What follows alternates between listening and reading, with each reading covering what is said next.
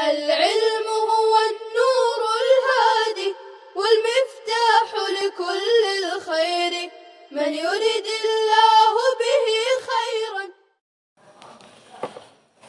بسم الله الرحمن الرحیم. السلام علیکم ورحمۃ اللہ وبرکاتہ. عزیز طلبہ کرام، گزشتہ مجالس میں ہم نے اس باب کی تقریباً احادیث پڑھا دی تھی، اور آج انشاءاللہ ہم فصل ثانی کی احادیث کی طرف متوجہ ہو رہے ہیں. ہم امید کرتے ہیں کہ انشاءاللہ آپ حدیث پاک کا درس سن رہے ہوں گے اور احادیث کو یاد کرنے کا التزام بھی کر رہے ہوں گے. آج کی حدیث حضرت ابو ہریرہ رضی اللہ تعالیٰ عنہ سے متعلق ہے. فرماتے ہیں: عن ابی ہریرہ رضی اللہ تعالی عنہ ان النبی صلی اللہ علیہ وسلم قال: اوقد على النار 1000 سنة حتى احمرت ثم اوقد عليها 1000 سنة حتى ابيضت ثم اوقد عليها 1000 سنة حتى اسودت فهي سوداء مظلمة. رواہ الترمذی. حضرت ابو ہریرہ رضی اللہ تعالیٰ عنہ نبی کریم صلی اللہ علیہ وسلم سے روایت کرتے ہیں کہ آپ صلی اللہ علیہ وسلم نے فرمایا کہ دوزخ کی آگ کو 1000 برس جلایا گیا یہاں تک کہ وہ سفید ہو گئی. پھر 1000 برس اور جلایا گیا جس سے وہ سیاہ ہو گئی. پس اب دوزخ کی آگ بالکل سیاہ و تاریک ہے، جس میں نام کو بھی روشنی نہیں ہے. ابیضت یعنی آگ جب دیر تک جلتی ہے تو اس میں دھوئے کی آمیزش ملاوٹ ختم ہوتی ہے تو وہ سفید دکھائی دیتی ہے، اور دھوئے کی آمیزش ملاوٹ کے وقت آگ سرخ لال نظر آتی ہے اور دیر تک جلنے کی وجہ سے سیاہ ہو جاتی ہے. اس حدیث سے معلوم ہوا بچوں کہ دوزخ ابھی سے تیار ہے. یہ آگ کا خاصہ ہے کہ جب وہ دیر تک جلتی رہتی ہے اور خوب صاف تیز ہو جاتی ہے تو بالکل سفید معلوم ہونے لگتی ہے. پہلے اس میں سرخی ہوتی ہے اور دھوئے کی آمیزش کی وجہ سے ہوتی ہے. بہرحال یہ حدیث اس بات کی دلیل ہے کہ دوزخ وجود میں آ چکی ہے، جیسا کہ اہل سنت والجماعت کا مسلک ہے. اس حدیث کے برخلاف معتزلہ کا مسلک یہ ہے کہ دوزخ ابھی تیار نہیں ہوئی اور وجود میں نہیں آئی. لیکن اہل سنت والجماعت کی بڑی دلیل قرآن کریم کی اس آیت میں موجود ہے کہ وَاتَّقُوا النَّارَ الَّتِي أُعِدَّتْ لِلْكَافِرِينَ میں لفظ اعدت آیا ہے جو ماضی کے صیغے کے ساتھ استعمال کیا گیا ہے، اور یہ بھی معلوم ہوا کہ کافروں کے لیے تیار کی گئی ہے. بہرحال دوزخ کی آگ 3000 برس تک گرم کی گئی، پہلے سرخ پھر سفید پھر سیاہ ہو گئی. تو اس سے پتہ چلا کہ دوزخ بہرحال موجود ہے. اللہ ہم تمام کو دوزخ سے بچنے اور اس سے دور رہنے کے اعمال کی توفیق عطا فرمائے، اور ہم اپنے آپ کو بھی دوزخی اعمال سے بچانے کی کوشش کریں. اس کے بعد پھر تذکرہ آ رہا ہے بچوں دوزخی کے بدن کا، جس میں 2-3 احادیث کا تذکرہ ہے، وہ انشاءاللہ ہم آپ کو پڑھ دیتے ہیں. وعنہ قال قال رسول اللہ صلی اللہ علیہ وسلم درس الکافر یوم القیامت مثل احد وفخذه مثل البیضاء ومقعده من النار مسیرۃ 3 مثل الربزۃ رواہ الترمذی۔ حضرت ابو ہریرہ رضی اللہ تعالیٰ عنہ فرماتے ہیں کہ رسول اکرم صلی اللہ علیہ وسلم نے فرمایا قیامت کے دن دوزخ میں کافر کے دانت احد پہاڑ کے برابر اور اس کی ران بیضا پہاڑ کے برابر ہوگی۔ بیضا ایک پہاڑ کا نام ہے۔ اور دوزخ میں اس کے بیٹھنے کی جگہ دوزخی کے بیٹھنے کی جگہ 3 دن کی مسافت کے بقدر ہوگی جیسا کہ ربضہ ہے۔ یہ ترمذی شریف کی روایت ہے۔ اور اس کے اندر شراح حدیث فرماتے ہیں کہ بیضا مدینے میں ایک پہاڑ کا نام ہے۔ بیضا مدینے میں ایک پہاڑ کا نام ہے۔ اور مقعدۃ بیٹھنے کی جگہ، مقعدہ بیٹھنے کی جگہ اتنی زیادہ گہری ہو جائیں گی کہ جتنا مدینے سے ربضہ تک 3 دن کی مسافت ہے۔ یعنی کافر اپنی لمبی چوڑی جسامت کی وجہ سے اپنے بیٹھنے میں اتنی جگہ گھیرے گا کہ جتنی کہ مدینہ سے ربضہ تک کا فاصلہ ہے۔ مابین تک اس حدیث میں مجلس کی جگہ کا فاصلہ مکہ اور مدینہ بتایا، جبکہ اس سے پہلے والے حدیث میں ربضہ بتایا ہے، جو آگے کے حدیث میں انشاءاللہ آئیں گا، اس سے متعلق ہم کلام کریں گے۔ ربضہ مدینہ کے قصبات میں سے ایک قصبہ تھا۔ ربضہ مدینہ کے قصبات میں سے ایک قصبہ تھا جو وہاں سے 3 دن کی مسافت پر ذات عرق کے قریب واقع تھا۔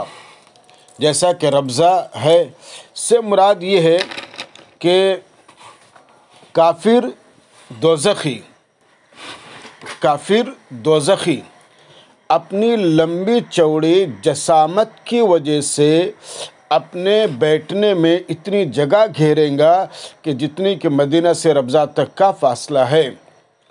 اس سے اندازہ ہوتا ہے بچوں کہ جہنم میں، دوزخ میں اللہ تعالیٰ دوزخیوں کے بدن کو اتنا لمبا چوڑا کر دیں گے جس کا تصور انہوں نے دنیا میں شاید کبھی کیا ہو۔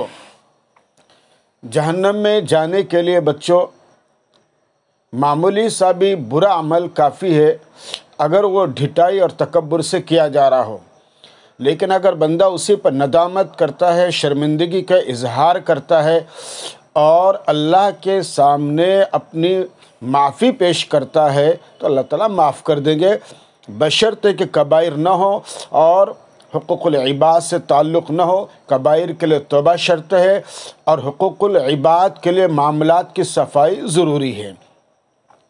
آگے فرماتے ہیں، راوی وہی ہے اور دوسری حدیث فرماتے ہیں، وعنہ قال رسول اللہ صلی اللہ علیہ وسلم ان غلظ جلد الكافر 42 ذراعا 42 ذراعا وإن ضرسه مثل أحد وإن مجلسه من جهنم ما بين مكة والمدينة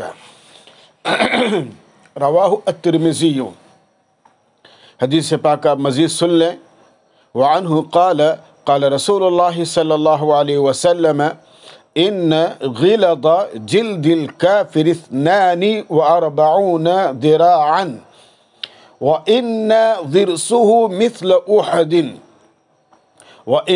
وإن ضرسه مثل أحد وإن مجلسه من جهنم ما بين مكة والمدینہ رواہ الترمذی۔ حضرت ابو ہریرہ رضی اللہ تعالیٰ عنہ فرماتے ہیں کہ اللہ کے نبی صلی اللہ علیہ وسلم نے فرمایا کہ کافر دوزخی کی کھال 42 ہاتھ موٹی ہوگی، 42 ہاتھ موٹی ہوگی، اس کے دانت احد پہاڑ کے برابر ہوں گے، اور دوزخ میں اس کے بیٹھنے کی جگہ مکہ اور مدینہ کے درمیانی فاصلے کے برابر ہوگی۔ کیا فرماتے ہیں؟ کافر، حضور پاک صلی اللہ علیہ وسلم فرماتے ہیں کافر دوزخی کی کھال، ان غلظ جلد الکافر، کافر دوزخی کی کھال 42 ذراعا، 42 ہاتھ موٹی ہوگی، وَإِنَّ ضِرْسَهُ مِثْلُ أُحَدٍ، اس کے داڑھ احد پہاڑ کے برابر ہوں گے۔ اللہ اکبر۔ اور دوزخ میں وَإِنَّ مَجْلِسَهُ مِنْ جَهَنَّمَ، اور دوزخ میں اس کے بیٹھنے کی جگہ مکہ اور مدینہ کے درمیانی فاصلے کے برابر ہوگی۔ یہ ترمذی شریف کی روایت ہے۔ اس حدیث میں ایک روایت میں 42 ہاتھ کی وضاحت کے لیے بِزِرْعِ الْجِيَارِ کے الفاظ بھی منقول ہیں، یعنی ہاتھ بھی کون سا؟ ایک لمبے چوڑے شخص کا ہاتھ، ہاتھ بھی کون سا؟ ایک لمبے چوڑے شخص کا ہاتھ۔ اوپر کے حدیث میں کافر دوزخی کے بیٹھنے کی جگہ مدینہ اور ربضہ کے درمیانی فاصلے کے برابر بیان فرمائی گئی ہے، جبکہ اس حدیث میں مکہ اور مدینہ کے درمیانی فاصلے، مکہ اور مدینہ کے درمیانی فاصلے کا ذکر ہے۔ جیسے ہم بتا رہے تھے نا ابھی آپ کو کہ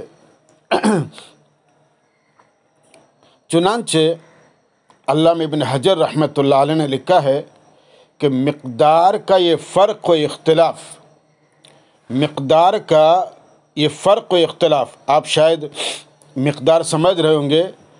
پہلے حدیث میں کیا آیا ہے؟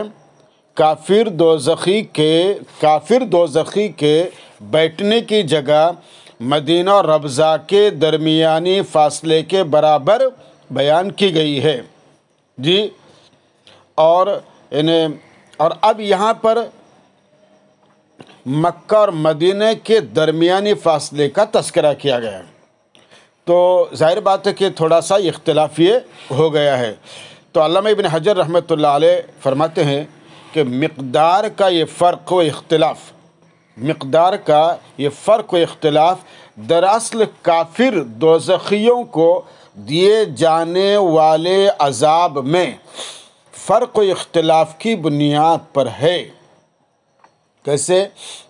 کہ جب کافر سخت ترین عذاب کا مستوجب ہوگا، اس کی جسامت بھی اسی اعتبار سے چوڑی ہوں گی، اور اسی لحاظ سے اس کے بیٹھنے کی جگہ بھی زیادہ لمبی ہوگی، اس اعتبار سے اس کے بیٹھنے کی جگہ بھی زیادہ لمبی ہوگی اور سخت ہوں گی، چوڑی ہوں گی۔ اور جو کافر نسبتاً ہلکے عذاب کا مستوجب ہوگا تو اس کی جسامت نسبتاً کم چوڑی ہوں گی۔ تو دیکھیں یہاں پر معاملہ ہو رہا ہے عذاب کے تفاوت کا اور اس کے اختلاف کا۔ تو عذاب کے تفاوت اور اختلاف کی وجہ سے مقدار میں آپ کی کمی زیادتی کا معاملہ ہو رہا ہے۔ تو کیا فرمایا؟ اور جو کافر نسبتاً ہلکے عذاب کا مستوجب ہوگا تو اس کی جسامت نسبتاً کم چوڑی ہوں گی، کم لمبی چوڑی ہوگی، اور اسی لحاظ سے اس کے بیٹھنے کی جگہ بھی کم لمبی چوڑی ہوگی۔ اسی پر کھال وغیرہ کی مقدار کے اختلاف کو بھی قیاس کیا جا سکتا ہے۔ تو بہرحال ایک کافر کی جسامت انتہائی خطرناک ہوں گی۔ اللہ ہم تمام کی حفاظت فرمائے، اور خدا تعالی ہم تمام کو جہنم جیسے عذاب سے پوری حفاظت فرمائے۔ اور آگے کی روایت فرماتے ہیں حضرت ابن عمر رضی اللہ تعالیٰ عنہ، وعن ابن عمر رضی اللہ تعالیٰ عنہ قال قال رسول اللہ صلی اللہ علیہ وسلم ان الكافر لَيَسْحَبُ لِسَانَهُ الْفَرْسَخَ وَالْفَرْسَخَيْنِ يَتَوَرَّاهُ النَّاسُ رواہ احمد والترمذی وقال هذا حدیث غریب۔ حضرت ابن عمر رضی اللہ تعالیٰ عنہ فرماتے ہیں کہ رسول اکرم صلی اللہ علیہ وسلم نے فرمایا کہ کافر دوزخ میں اپنی زبان 3 اور 6 کوس تک نکالے گا۔ اللہ اکبر۔ لَيَسْحَبُ لِسَانَهُ الْفَرْسَخَ وَالْفَرْسَخَيْنِ۔ کافر دوزخ میں اپنی زبان 3 اور 6 کوس تک نکالے گا اور لوگ اس کو اپنے پیروں سے روندیں گے۔ یتورہ الناس، یعنی اس زبان پر چلیں گے پھریں گے۔ اب اندازہ لگائیے، جب کافر کی جسامت اس اعتبار سے ہوں گی تو اس کی زبان بھی اس اعتبار سے ہوں گی۔ اور جب کافر کی زبان، اور اس لیے بھی بچو کہ دنیا میں انسان نہ جانے کس کے متعلق اور کیا باتیں پھیلاتا ہے، کتنا جھوٹ، کتنی چغل خوری اور کتنی غیبتیں انسان کرتا ہے، اس کا اندازہ نہیں ہوتا۔ اس لیے ہر مسلمان کو، بلکہ ہر انسان کو چاہیے، چاہے وہ جس مسلک اور جس مذہب کا پیروکار ہو، اپنی زبان کو امسک علیک لسانک، جیسے حضور نے فرمایا امسک علیک لسانک، اپنی زبان کو کنٹرول میں کرنا چاہیے۔ اور زبان ہی کی وجہ سے انسان بہت سی پریشانیوں کا شکار ہوتا ہے، اور زبان ہی کی وجہ سے انسان بہت سی اچھائیوں، شرف و اعزاز کا، آپ کے شرف و اعزاز سے مشرف ہوتا ہے۔ اس لیے انسان کو اپنی ذات پر، اپنے بدن پر، اپنی زبان پر کنٹرول کرنا چاہیے، تاکہ انسان جہنم میں داخل نہ ہو سکے، بلکہ ہم مسلمانوں کو جہنمیوں کو جہنم سے بچانے کی کوشش کرنا چاہیے۔